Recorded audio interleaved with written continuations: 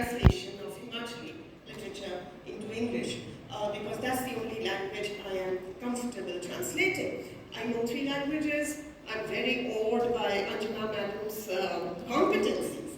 I only know 3, and one I'm not very fluent in a literary sense. So that left only English and Hindi. But I tried to translate from English into Hindi, though that was not my intention ever, but I failed very miserably. And so I realized that the only language I can translate into is English with some kind of comfort. And no apologies offered, because after all, we are trying to dismantle. I ran into a Polish person who was looking at the store from the northeast, and he's looking, going through that book, and then he says, "Oh, but I can't understand anything." So I said, "But why not? It's in English." He said, "The atrocities which we appended to the translations," and he says, "No, but that it spoils my readability or reading of the text, and why can't they simply write a pot instead of writing the native word for it?" So that again sent me to the Institute of Advanced Study, trying to understand the theory of translation, and asking people, how do you do it, how do you do it? And then people said, no, but we must retain some of the untranslatable cultural words and put them there, because otherwise it's lost. My question is, if the other person doesn't understand it, then anyway it is lost. So what do we do? This is a paradox.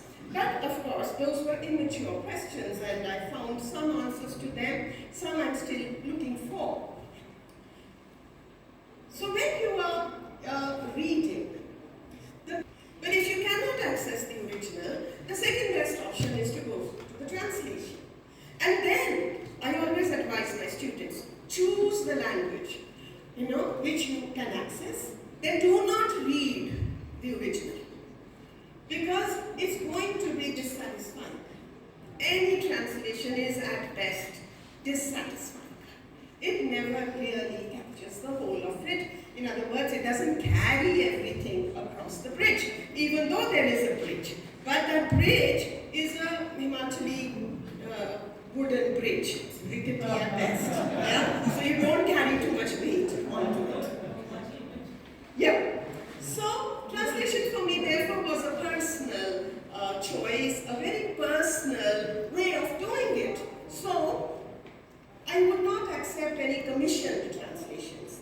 I would not even look at hierarchies or how important the author is. I would only look at my own state. I thought, okay, this is a text I can deal with. So it's very, to my wonderment, the first author that I picked up, who really appealed to my heart, went on to become a very established Hindi writer, and won the Hindu Saman and whatever, and we have a her note sitting right here.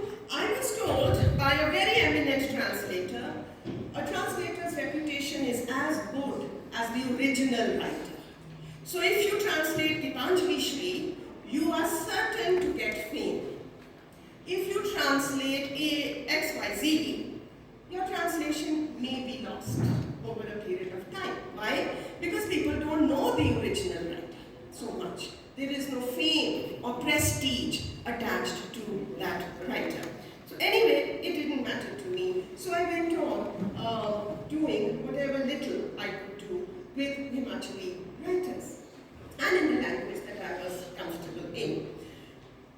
Little do we realize that the stories that we grew up on, Amar Chitra Katha, or the Quranic stories, they are translations. They are all translations. The Ramayana is a translation. The Bhagavad Katha that we have everywhere in Himachal in the villages are translations. So we are not aware that we are reading Aristotle or Camus or Saussure in translation, because we are, or Ved Vyas, of course, in translation. We are not aware of it. Why? Because the original texts are sometimes not available to us, and sometimes the translation is so accessible, we don't care, because it's still making tremendous sense to us. We grew up on Anton Chekhov's The Cherry Orchard. It really spoke to my heart, because the orchard is cut down. and in Himachal trees being cut down is a personal loss to all of us, except the mafia. Except for them. So if we are in the global village, translation is a chat room.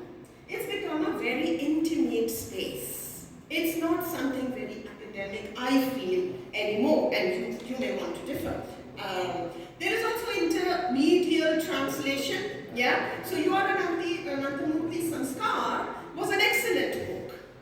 Very good translation. And when you watch the movie in the original language, without the subtitles, it's an excellent movie. So even the media perhaps does not matter. So when last year, the theme for Translation Day on 30th September was United in Translation, and today we are doing Uniting Cultures through Translation. It looks like uniting is the motif of translation. So how else would we have known Bama or Ambai or Bashir? How would we be familiar with Chemi